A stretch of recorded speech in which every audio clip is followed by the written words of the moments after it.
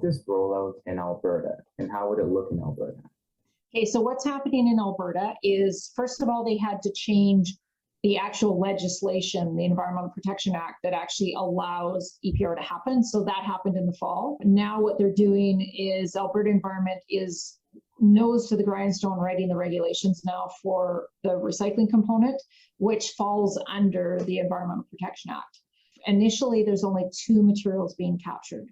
One is packaging and printed paper, and the other one is household hazardous waste. So those are the two materials that are initially being captured.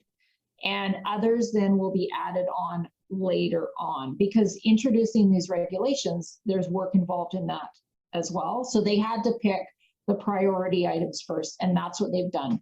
Now they expect those regulations to be actually released at the end of the spring sitting, which I believe is at the latest the end of June. So that's going to happen. We'll actually have regulations, and then the producers will have clarity around what it is that they're expected to do, and they will have a certain amount of time to implement those regulations and have them actually up and running. The wrapping plastic you put over stuff, can this be recycled? Yes, and that is very likely to be included in the system. But the one thing I will say is that is what's going to be in the regulations. So the regulations define what's in and what's out. It's likely to be like it is in the other jurisdictions. So if you look, for example, at BC, who's had an EPR system for a number of years already, you'll see the list of materials that are included, and it basically is pretty much everything that was collected curbside. So that does include film plastic as well as hard plastic, and basically anything that could be considered a package. Is there a place where people can access this information online? Absolutely. So BC has a really good website. There's a couple of different places you can go to look, but Recycle BC is that producer responsibility organization I was talking about that has their members are all of those producers. And if you go onto their website, Recycle BC, you'll see the list of everything that is accepted to be within the EPR system in BC. Because BC has 20 some EPR programs.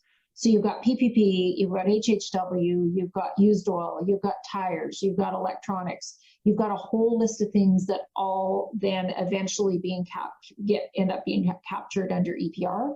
So BC has the most advanced system to date. They have the most programs, but the other provinces are all starting to adopt these. So I think you're going to see pretty much everybody with EPR by within 5 years. But in Alberta, so we're doing PPP, HHW, and the regulations passed this spring, and then the actual programs will be implemented probably within 2 years. So you're going to actually see it on the ground operating within 2 years by 2024, essentially.